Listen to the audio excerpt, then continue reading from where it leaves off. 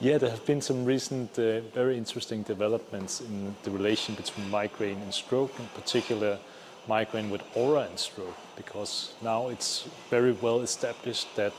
the underlying pathophysiology of migraine aura is cortical spreading depression, spreading depolarization. And we now know that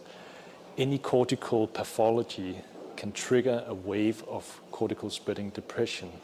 So as we know from symptomatic epilepsy, that you can have a seizure coming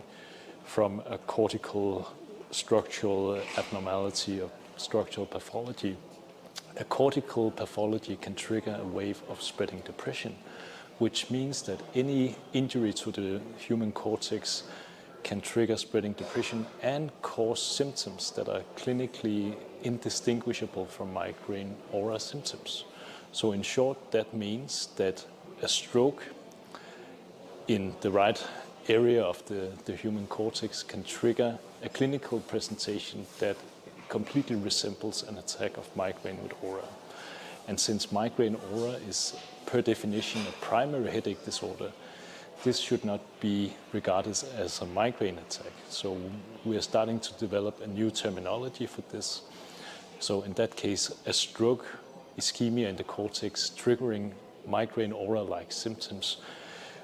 we suggest should be called a secondary spreading depression event. Yes, so if there are any red flags indicating that this might be a secondary spreading depression rather than a primary migraine with aura, and